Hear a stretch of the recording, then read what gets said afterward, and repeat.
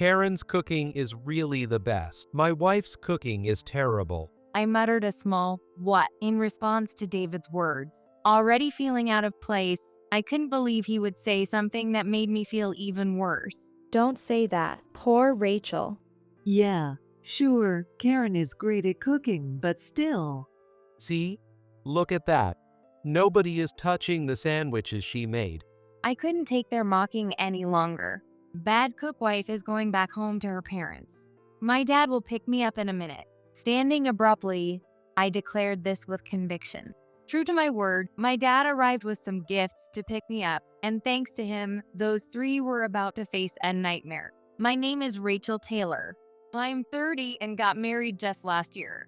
I met David through a mutual friend. After going out for meals, we got to know each other better, and eventually we started dating. 2 years of dating passed uneventfully, and one day he proposed. David is what you'd call a pretty boy, and he works at a major company. He was a total catch, but I didn't marry him just for that. Spending those 2 years together, I felt we could live peacefully and happily. Believing I'd found my partner for life, I took the plunge and said yes. Now, we've just started our new life, renting an apartment about halfway between his parents' place and mine. Even though we're both busy with work, we enjoy our time together. The thing I love most about David is how active he is. He's always eager to do something, and you'll rarely find him just lounging at home on weekends. Before we got married, our dates were almost never at home. We'd always be out at theme parks, doing outdoor activities, or exploring somewhere new. Even when I was tired, he'd take me out to the movies or a spa, making every day exciting and fun. Even when it came to dining, he'd do thorough research on restaurants and cafes. These pancakes will definitely be your favorite, Rachel. He always went out of his way to make me smile. I think everyone has their own personality, and while I'm not a complete homebody, I'd say I lean more towards being outdoorsy too. That's why I thought we were such a good match. It wasn't always just the two of us. Sometimes we'd hang out in groups, including the friend who introduced me to David.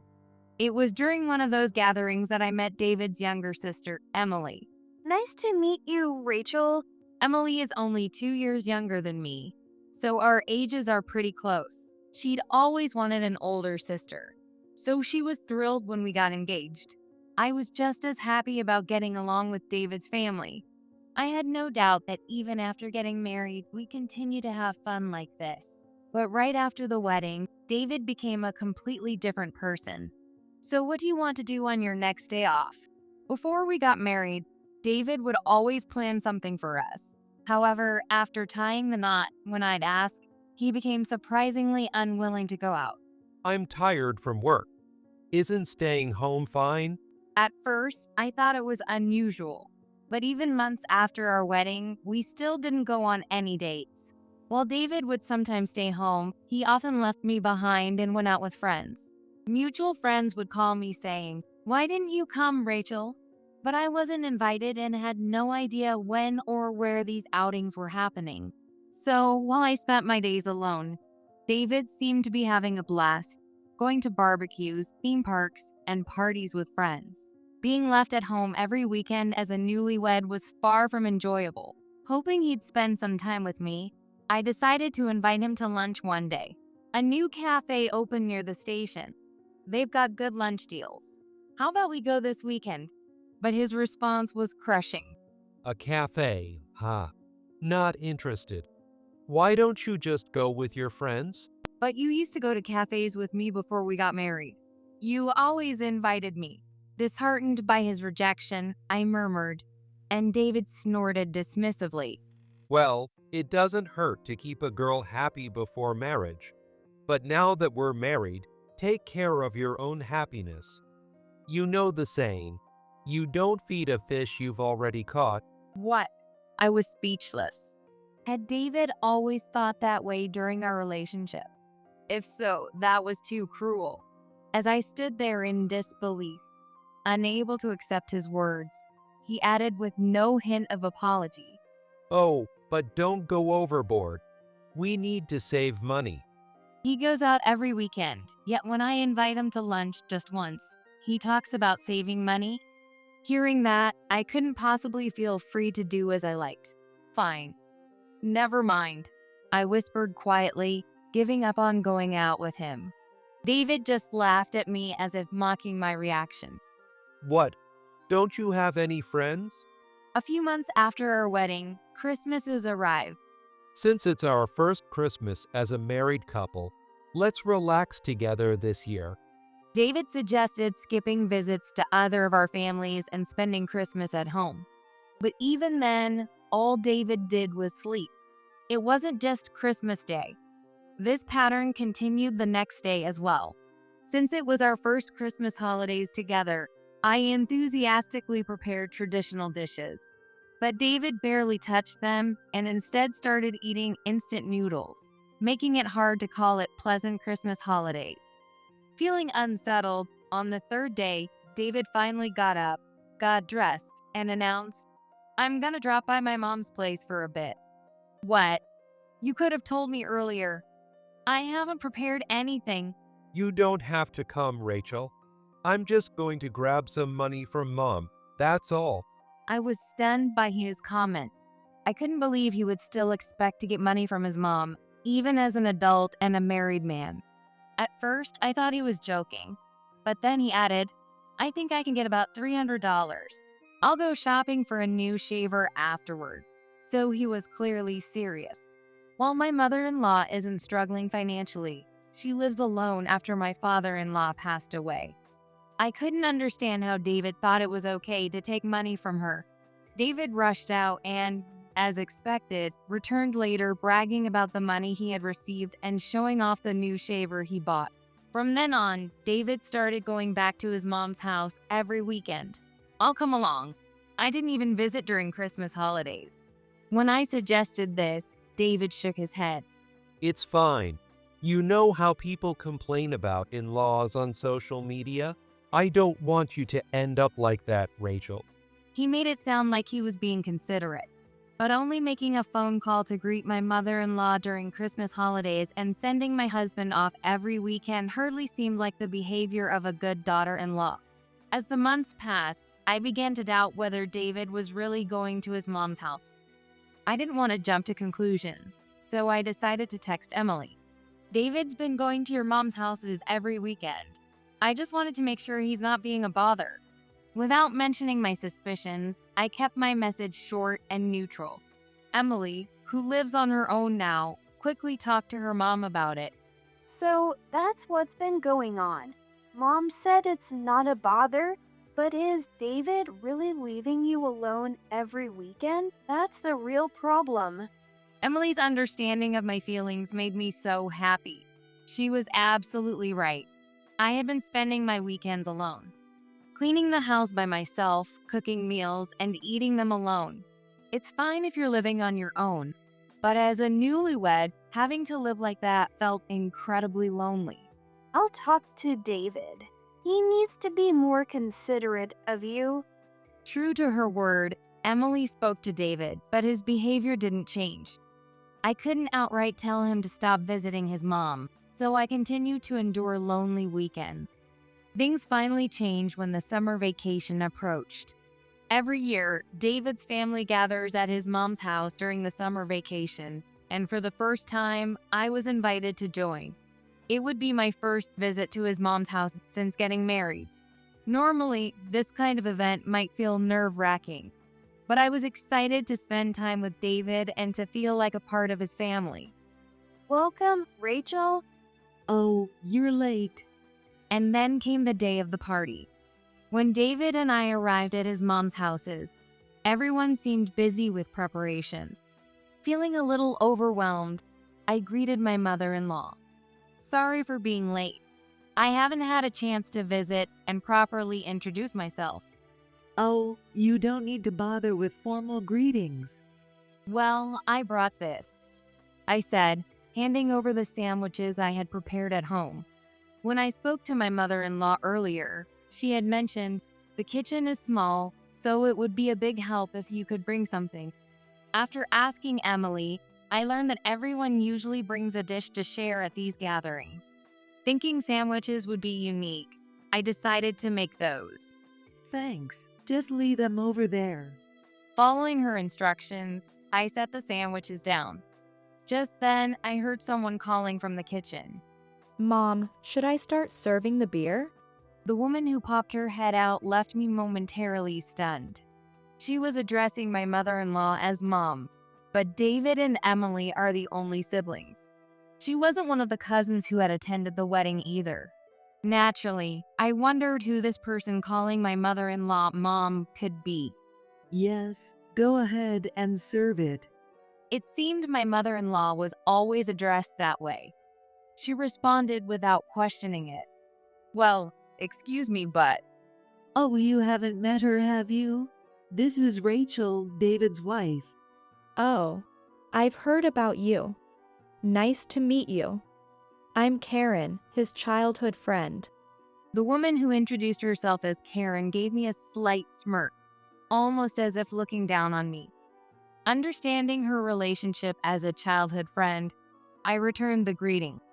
I'm Rachel, David's wife. It's nice to meet you. Karen gave a sly grin and turned back to my mother-in-law. Mom, once the beer is out, we're done, right? You must have had such a busy day. Her tone, as if she was emphasizing her close relationship with my mother-in-law and playing the role of a family insider by saying she had been busy, left me feeling deeply uncomfortable. It even seemed like she was trying to assert that she was more of a family member than I was, and I was certain it wasn't just my imagination. David, are you wearing that shirt again? You've had it since college, haven't you? You really know how to make things last. Karen then started chatting with David in a way that seemed intended to showcase their closeness.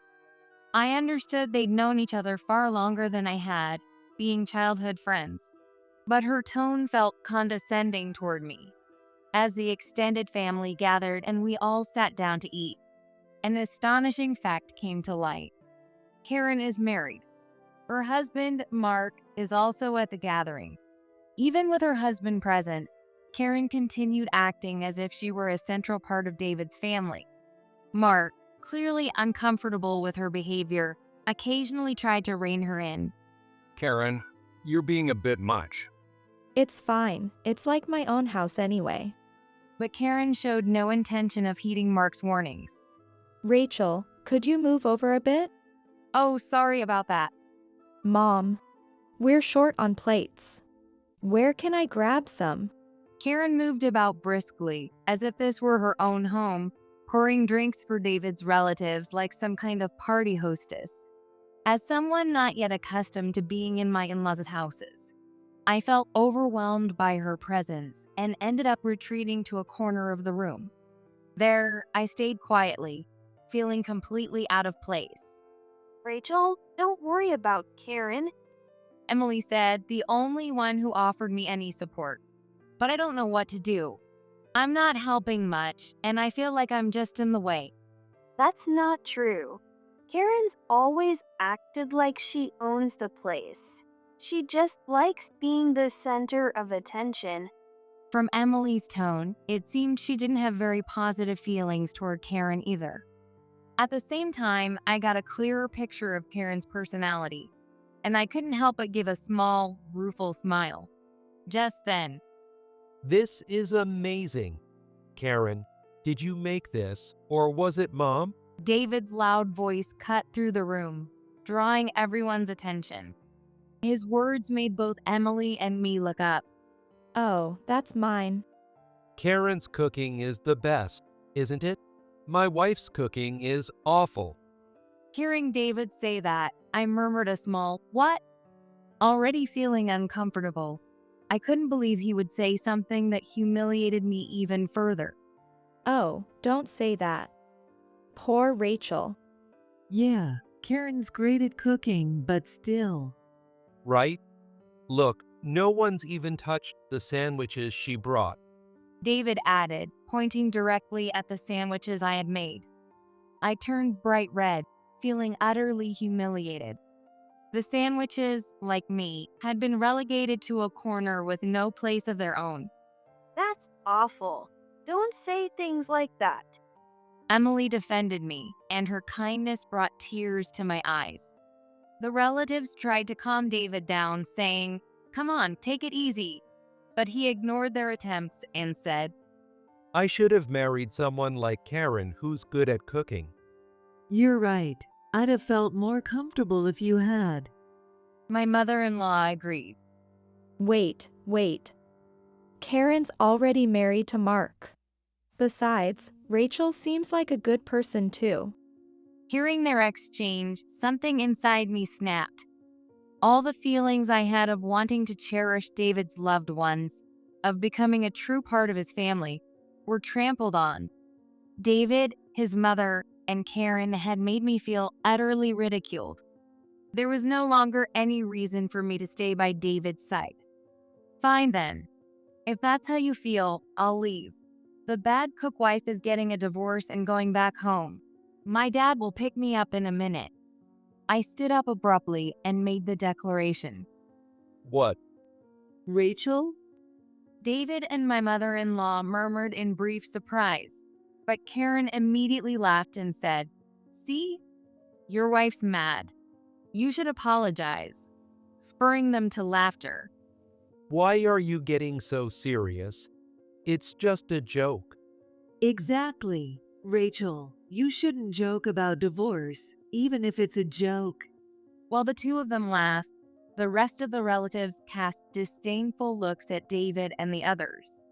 Who exactly was making an inappropriate joke here?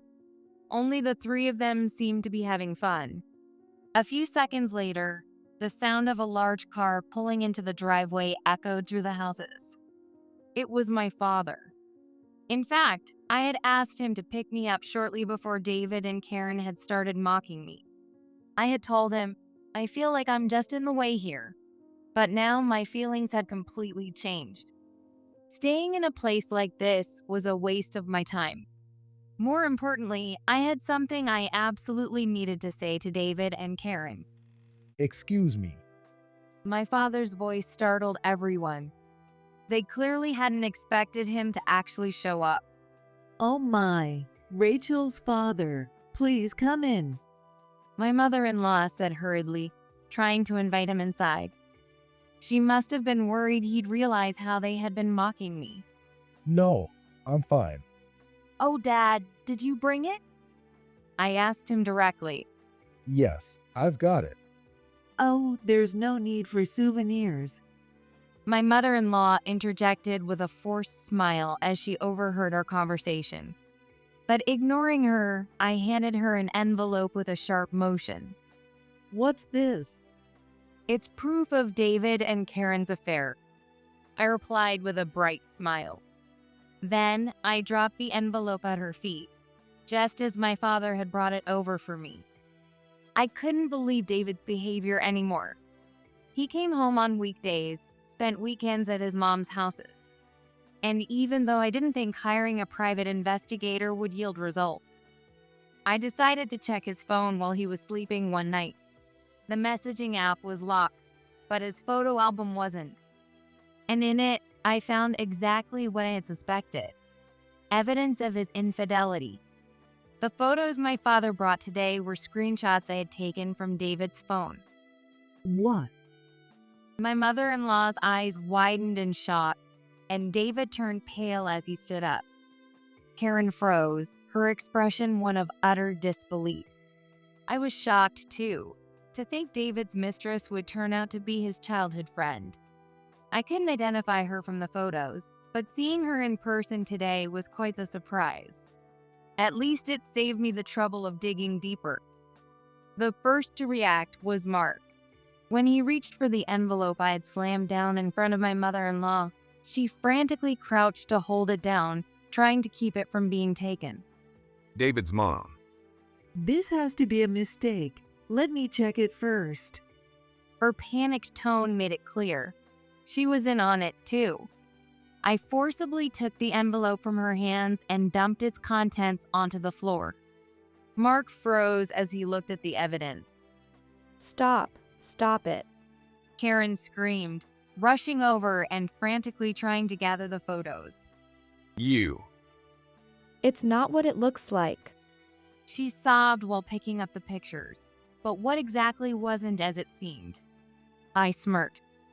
I would have preferred better quality affair photos, but sorry. This is all I found on David's phone. Karen glared at me with a face as red as a tomato. Having her grotesque actions exposed in front of everyone must have been a severe blow. David, on the other hand, stood silently with a face pale as a sheet. The carefree, joking demeanor he'd had just moments ago was gone. David, what is this about? A relative asked him coldly, but he remained silent. Listen here. No matter what, showing such pictures is too much. My mother-in-law directed her anger at me, but I responded sharply. I told you, didn't I? This was the best I could find. If you think I'm lying, feel free to check David's phone. I even chose the least offensive ones for printing. My words left her speechless. Karen remained crouched on the floor, crying as she picked up the scattered photos. There was no trace of the arrogance she had displayed just moments earlier. Ugh. I crouched down next to the sobbing Karen.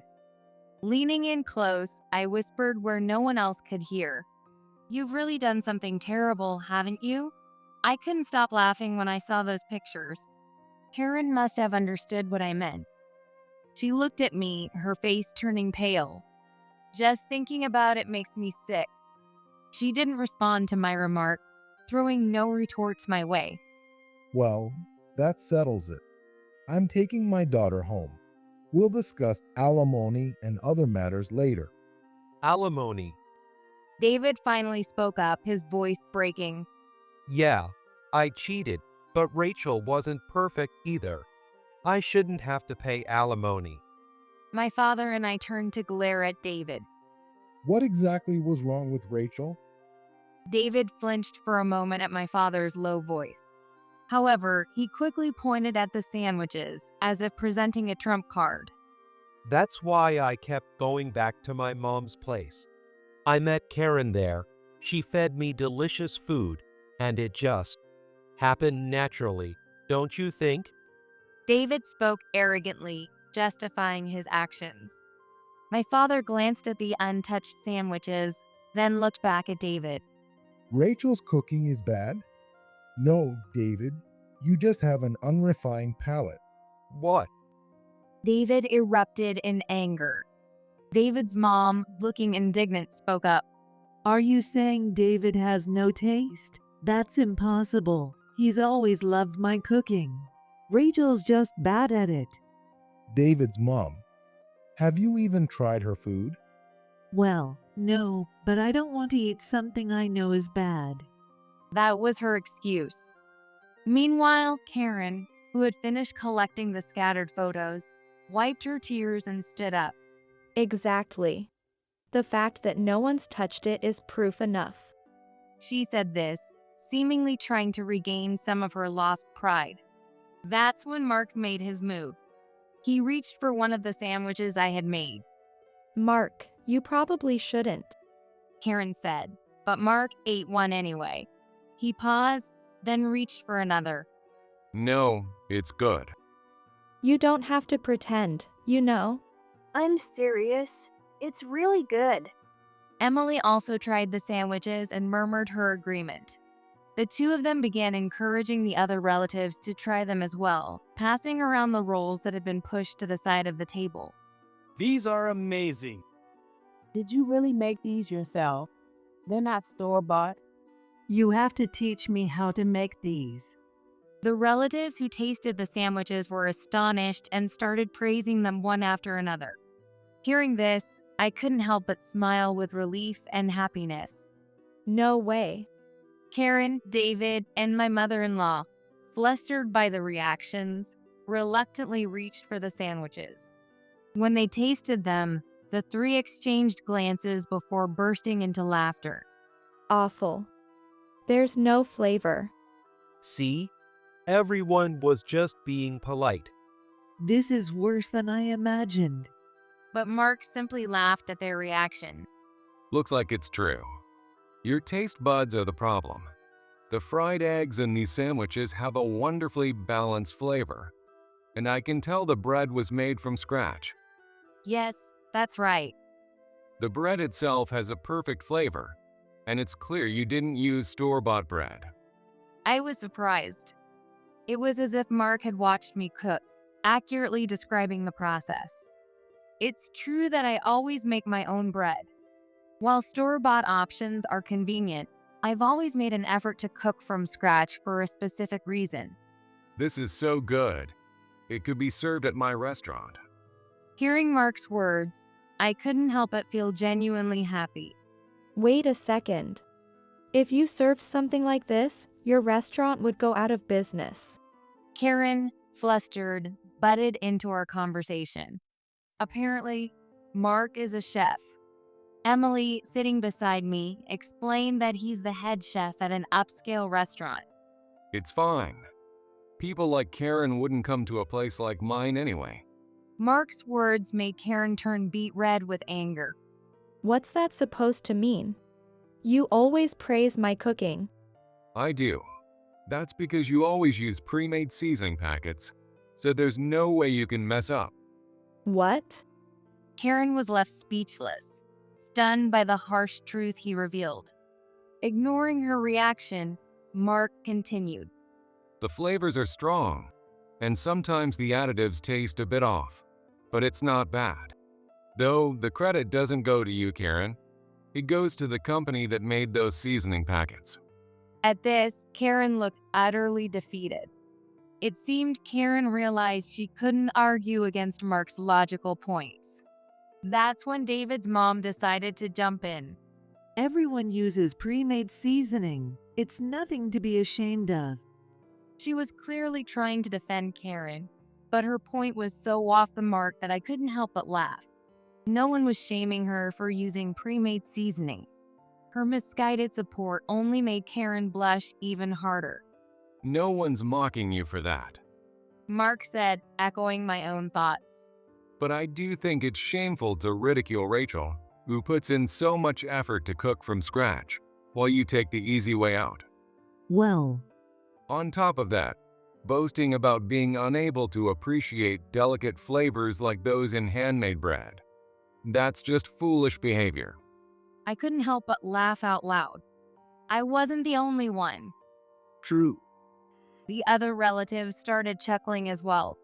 Only David, Karen, and his mom sat there red-faced, completely silent. What a ridiculous family. This is just embarrassing. Rachel, I'm sorry for everything you've had to endure. Why don't you just head back to your parents' place and take it easy? Yeah, Rachel, we'll deal with these fools and give them a proper scolding. Emily said, clearly exasperated as she apologized on behalf of the idiotic trio. None of the relatives seemed inclined to take David or his mom's side. I'm also glad I learned the truth about Karen's betrayal today. Thank you.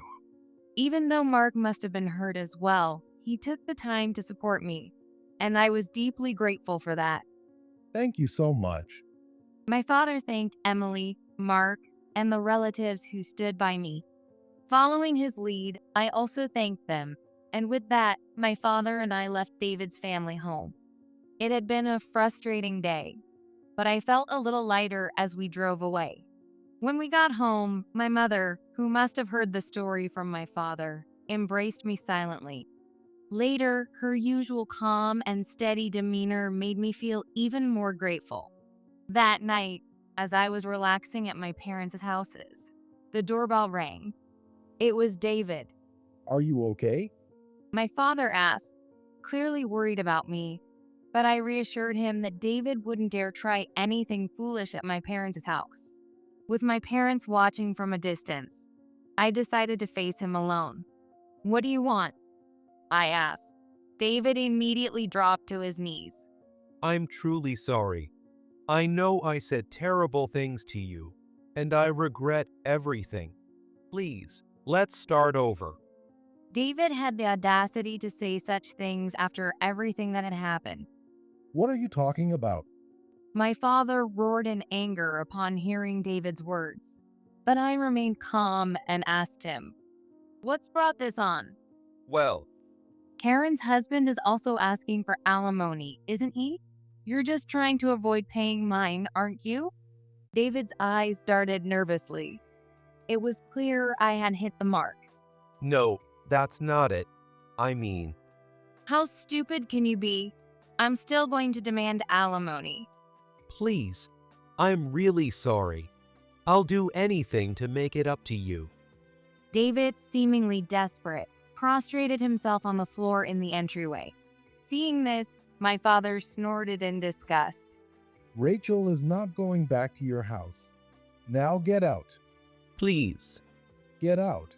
I had never seen my father so openly furious, and knowing I had so many people on my side gave me strength.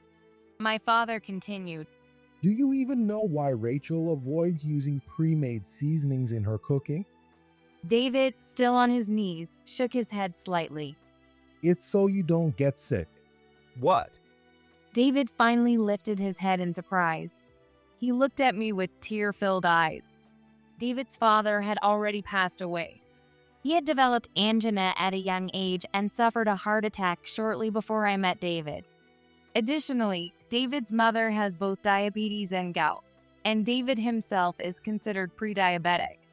These are all classified as lifestyle-related diseases, making diet a crucial factor.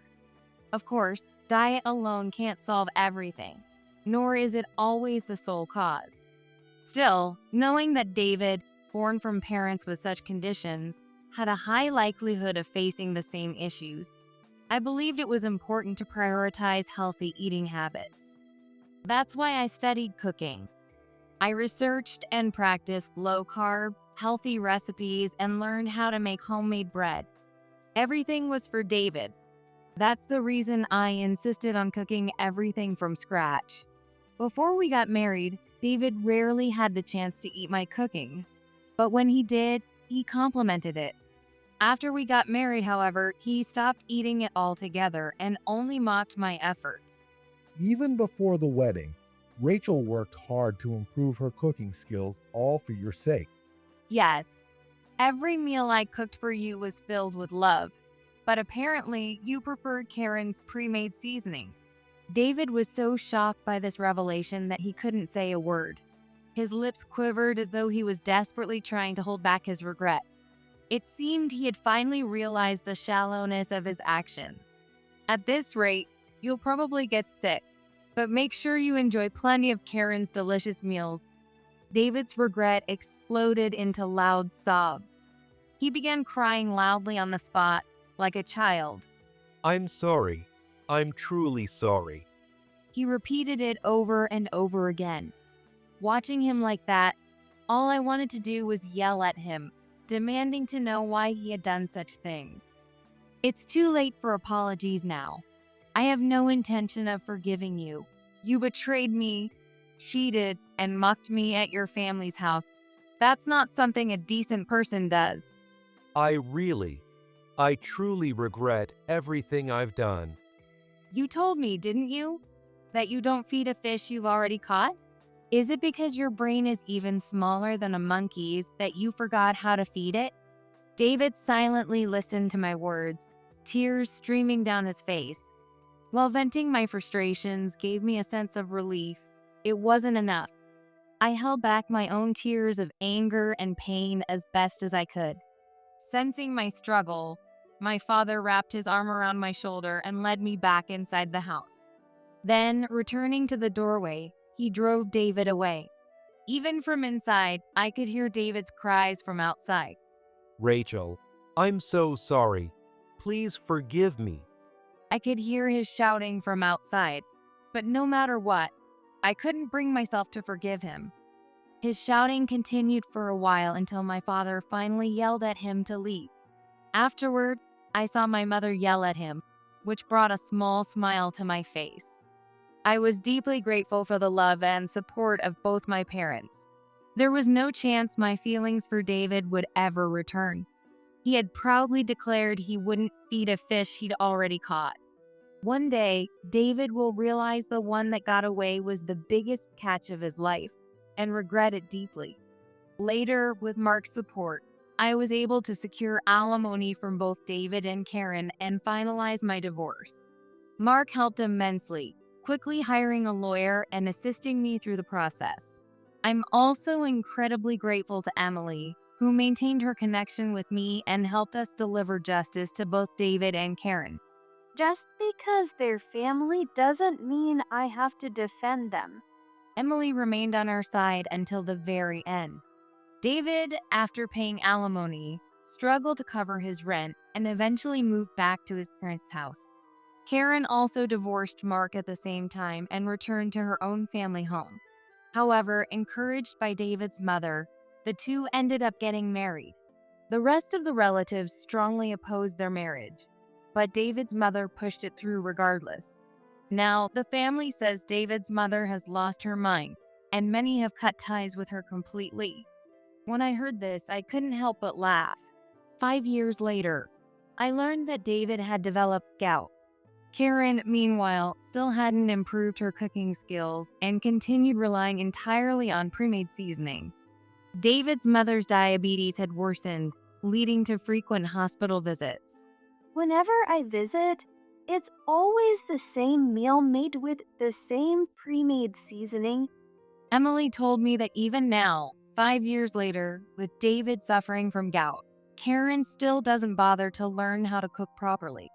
I don't think pre-made seasoning is bad, but she's a stay-at-home wife who doesn't move much and relies on it entirely.